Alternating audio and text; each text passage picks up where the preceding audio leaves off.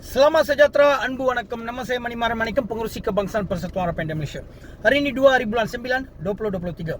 Okey, seperti mana saya janji beberapa hari yang lepas, saya akan membongkarkan salah laku kuasa beberapa pegawai polis dan juga apakah fakta yang mendorong saya untuk mengisyaki mereka bersubat dengan suspek ataupun penjenayah untuk menganiayakan saya. Okey, dalam isu ni saya mengisyaki DPP pun mungkin bersubat sebab tak salah kan kalau kita mengisyaki Kalau polis mengisyaki suspek, dia akan tahan kita untuk riman, untuk ambil statement saja.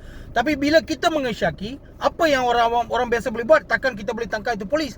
Jadi kita membawa isu ini melalui platform social media untuk pengetahuan orang awam ataupun kepandangan pegawai-pegawai tinggi seperti Ketua Polis Negara dan Timbalan Ketua Polis Negara. Okey, so saya minta bantuan daripada orang awam untuk jadikan video ini viral supaya boleh sampai ke pandangan kedua-dua mereka. Okey, so saya pun bercadang untuk menyerahkan satu memorandum di Bukit Aman, iaitu di tangan Ketua Polis Negara ataupun Timbalan Ketua Polis Negara sendiri saya akan tunggu di depan Bukit Aman sampai mereka datang ambil itu memorandum sendiri, dan mungkin saya akan duduk di depan Bukit Aman tanpa makan minum berapa hari, tak kisahlah, mati pun tak apa. Macam saya kata, biar kita hidup bermaruah dan mati bermaruah. Okey, lebih baik mati daripada hidup di kalangan macam adalah sampah-sampah masyarakat. Okey, so saya nak ceritakan okey, pada tahun 2021 saya dengan isteri saya pergi ke Mahkamah Klang untuk satu kes bicara. Okey, selepas kes selesai, saya bawa kereta wajah tunggu di traffic light di Jalan Tengku Kelana Klang. Okey, tiba-tiba seorang lelaki India yang memang saya kenal dia. Kenal macam mana sebab tahulah mereka tu siapa, apa yang mereka buat, saya tahulah. Okey, dan dia menghimpit kereta saya. Masa tu kereta saya tingkap kedua-dua tingkap pun separuh sebab saya tengah isap rokok. Okey, dia himpit kereta saya, isteri saya pun sudah takut. Memang saya pun terkejut. Dia turun, dia rapat dengan kereta, dia maki amun dan dia ugur, dia ajar saya gaduh. Memang saya nak turun, tapi isteri saya kata ini semua sampah, you jangan layan dia. Jadi masa tu saya buat U-turn. Kamu boleh lepas ni kamu boleh tengok dua video saya akan upload. Okey, saya U-turn. Tiba-tiba isteri saya kata rantai emas dia sudah ragut oleh dia. Sebab apa? Dia banyak cepat tangan dia masuk, dia tarik. Sebab isteri saya pun perasan ada tangan sudah sampai leher dia lah. Okey, so ini dia punya gambar balance rantai emas. Memang rantai ini emas lah, tapi bukan tebal, dia nipis. So tarik sikit, tarik pelan pun dia boleh putus. Okey, so rantai ini jatuh atas peha dia. Lepas tangan dia masuk dan keluar, lepas tu rantai itu jatuh atas peha dia, dan dia bagi tahu dekat saya dia sudah ragut. Siapa? Lelaki India tu sudah ragut rantai dia. Dan saya U-turn kereta, masa tu saya U-turn kereta untuk tangkap dia. Okey, cuba tengok video ni.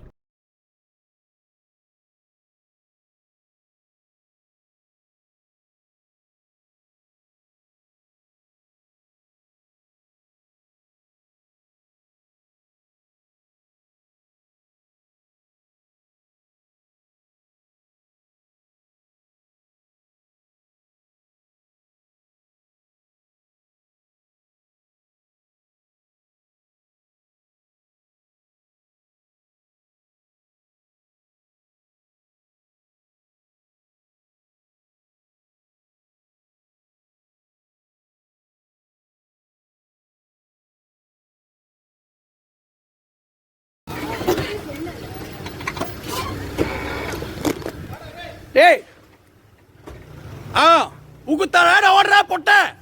டேய் ஜெகன், பொட்டை ஏன் ஓடுற? உன் இடத்துல தான் நான் நிக்கிறேன். பொட்டை ஐசா ஓட்டிக்கிட்டு பயணிகளை கடுக்கிறியாடா?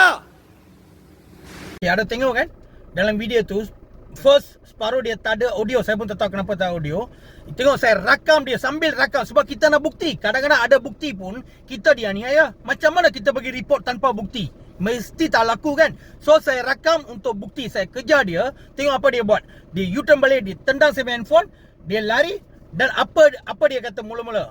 Vadap Itu adalah untuk panggil saya gaduh. Lepas itu saya pula marah dia. Dia pondan, larilah, lagi lari. You ugut ke? Dan saya kata, saya marah dia. Orang rosakkan anak muda dengan dada. Itu saja. Dan isteri saya nasihat kita pergi report dulu. Semasa perjalanan ke balai polis IPD Klang Selatan yang berdekatan dengan tempat kejadian lah, tiba-tiba saya dengar bunyi entaman kuat belakang kereta. Saya break dan saya tengok. Lepas tu baru saya start rakam. Okey, cuba kamu tengok video ini. Kotak bunda mana mana? Dia mana dia rumah? Unna nariya.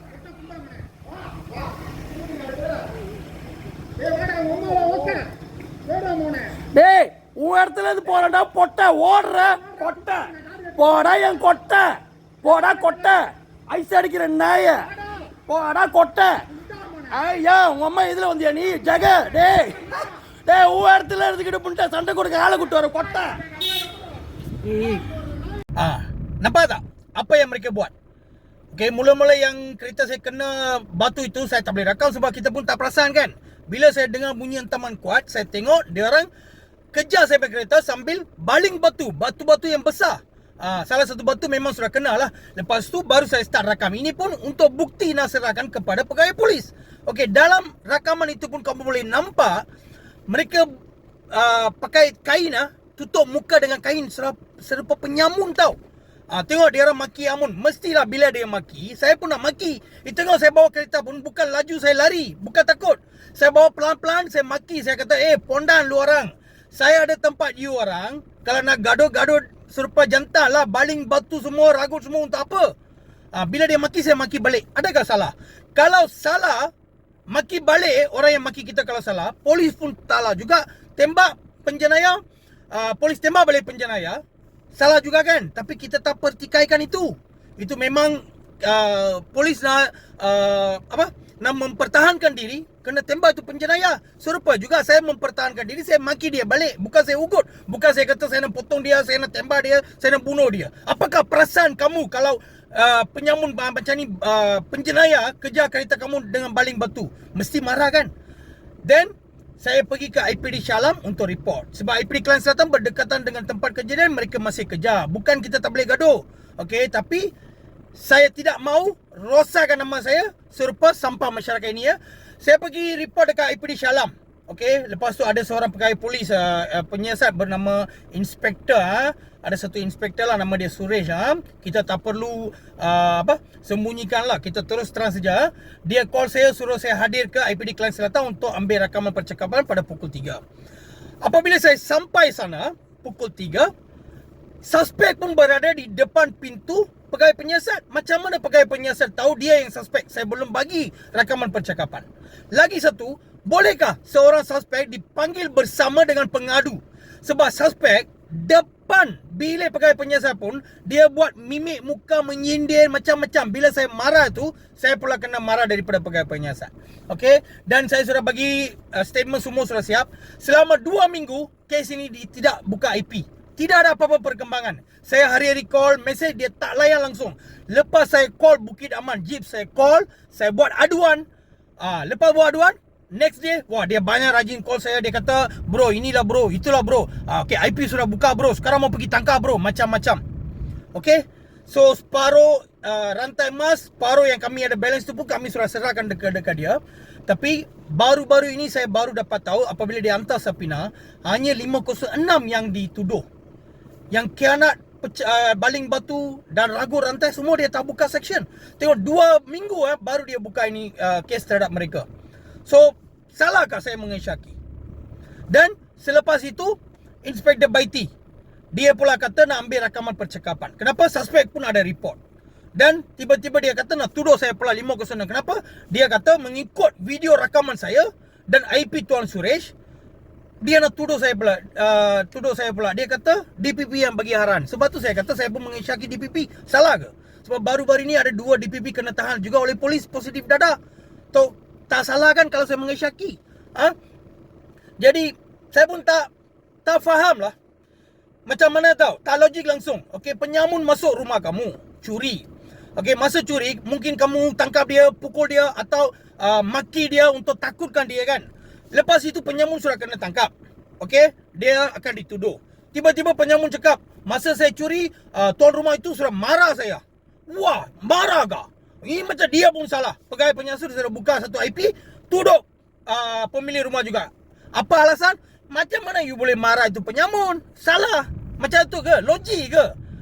So saya rasa orang awam faham lah. Okay, dua video saya sudah upload. Lagi satu video adalah rakaman daripada MPK. Okay, yang dekat CCTV dekat tiang itu kan. Yang itu pegawai penyiasat memang kata dia nampak dia datang impis sampai kereta macam-macam, dia sudah nampak lah. Dia cakap lepas tu dia kata dia tak nampak jelas yang dia ragut. Mestilah dari jauh orang tak nampak, tapi kami sebagai mangsa, kami yang tahu dia ada ragut ke tak, kan?